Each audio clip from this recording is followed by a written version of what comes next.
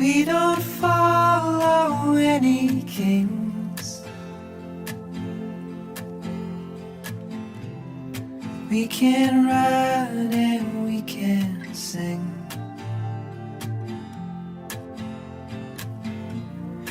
We don't talk about the things we don't know. We don't know.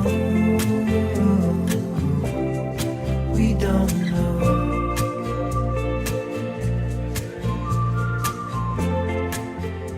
Je suis très heureux de vous retrouver. Si vous allez sur jerrylaubergiste.com, vous allez voir une liste très humble. Donc, c'est une liste de vins que j'aime beaucoup. C'est des bouteilles que j'achète régulièrement et que j'ai mis justement sur mon site Internet. Et j'appelle cette liste-là les vins acclamés par l'aubergiste. Donc, des bouteilles que j'aime beaucoup. À vous de les découvrir. Je crois que plusieurs d'entre elles, vous connaissez déjà. Je vais faire un petit peu d'histoire, justement. L'histoire assez récente, quand même. Le 24 mai 1976. 24 mai 1976, à Paris, à l'hôtel Intercontinental. Il y avait un grand jury des vins. Et il testait des vins à l'aveugle. Il allait choisir les meilleurs vins, justement, de l'année 1973. Et, à l'aveugle, les 11 grands spécialistes, il y avait 9 Français, à l'aveugle, ils ont décidé, ils ont choisi, vraiment, c'était une grande surprise, ils ont choisi des vins californiens comme grands gagnants. C'était la surprise générale. Imaginez, vous êtes à Paris et vous faites face à un grand jury et à l'aveugle, les spécialistes décident de nommer en blanc le grand gagnant, le château Montellana, qui devançait un Meursault. Donc, Meursault, les grands vins de la Côte d'Or de Bourgogne. Donc, un vin, on va dire, inconnu, un vin californien, gagne le meilleur blanc. Et en rouge, Stag's Leap passe devant un mouton Rothschild. Le 24 mai 1976, ça a marqué la naissance médiatique des vins californiens. Je dis naissance médiatique parce que la Californie est un énorme producteur de vin, mais les États-Unis. La Californie à elle seule, si elle était un pays, elle serait le quatrième pays producteur de vin. C'est 83% de la production américaine. C'est énorme. Viennent ensuite l'État de Washington, l'État de New York, l'Oregon. Mais c'est l'histoire du vignoble californien qui est à l'image du pays, qui est à l'image des États-Unis. La résilience, la créativité et bien sûr, la business. Dans un passé encore plus lointain, faut comprendre le début du vin en Californie. Les Espagnols qui ont dominé l'Amérique, les Espagnols qui ont colonisé l'Amérique en grande partie du territoire, et aussi en grande partie du territoire américain. En 1769, le Royaume d'Espagne envoie une cohorte de moines franciscains. Ah, ces fameux moines, hein? Les moines franciscains pour créer des missions, pour créer des chapelles, des églises, des genres de petites paroisses sur la côte ouest américaine, dans l'espoir de convertir la communauté des Premières Nations. Et ils voulaient convertir justement ces Premières Nations au christianisme.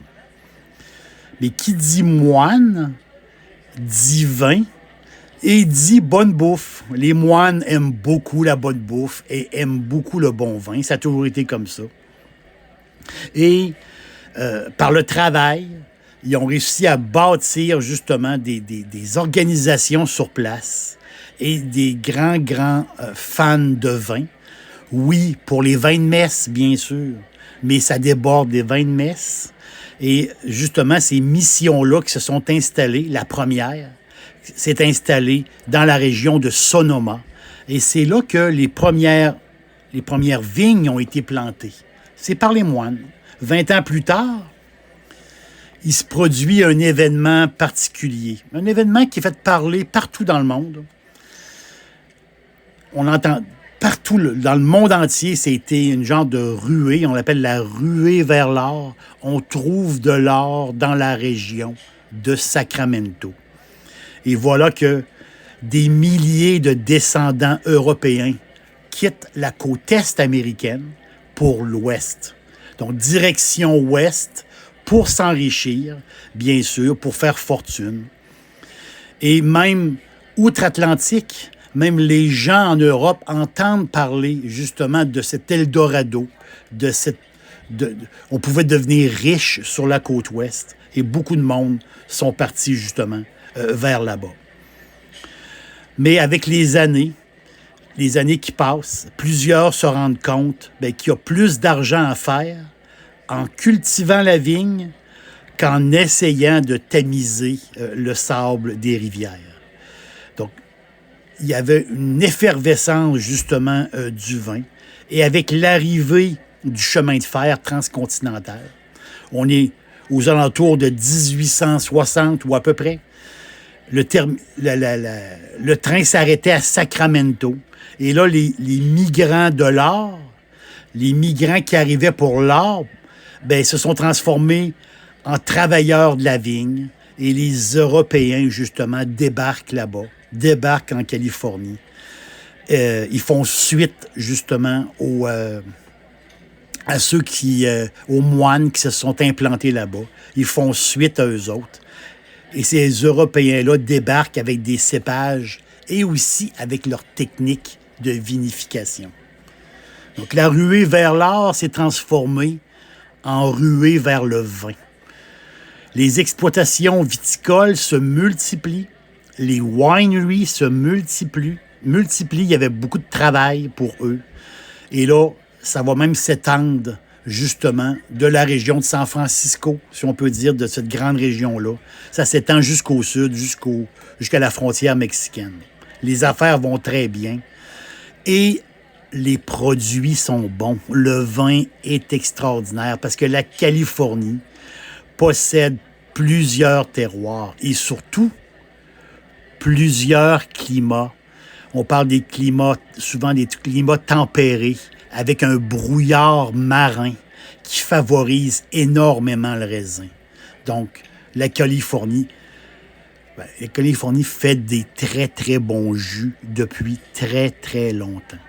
Même la prohibition qui a duré presque 13 ans en Californie, et même la crise économique des années 20, c'est pas venu à bout de l'essor du vin californien.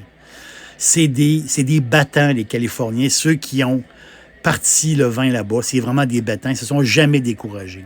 Il y a eu même, il n'y a pas si longtemps, un ultime problème qui est arrivé en 1990. Il y a eu une mutation d'un insecte. Vous savez, le fameux insecte Phylloxera qui a dévasté beaucoup de vignobles en Europe il y a très longtemps. Il y a eu même une mutation. Et il y a eu beaucoup de problèmes en Californie dans les années 90. Mais le courage, justement, c'est la base de ces vignerons-là. Ils sont infatigables. Et la Californie a traversé tous les problèmes. C'est une des caractéristiques de la viticulture californienne. C'est quelque chose de vraiment très spécial. C'est la séparation. Pas toujours, mais en grande partie, c'est la séparation entre les exploitants, ceux qui produisent le raisin, et les wineries qui les vinifient. Donc, les wineries achètent le raisin et ça permet justement à faire plus facilement des affaires. Parce qu'avec un petit capital, le nombre de wineries a explosé. Donc, avec peu d'argent, les gens ont pu partir en business en Californie. C'est un modèle, on va dire, c'est un modèle américain. Et aussi, ils ont amené tout le côté, ils ont développé énormément l'énotourisme. Les wineries sont devenus des paradis pour les touristes. Les touristes sont accueillis comme des rois en Californie. On parle de restaurants, les tours guidés, les mariages. Donc, tout aussi le côté behind the scene. Donc, comment que le vin se fabrique. Donc, les touristes qui arrivent là, ils ont énormément développé l'énotourisme. Et ça l'a rayonné chez les Européens qui ont ouvert plus leurs portes.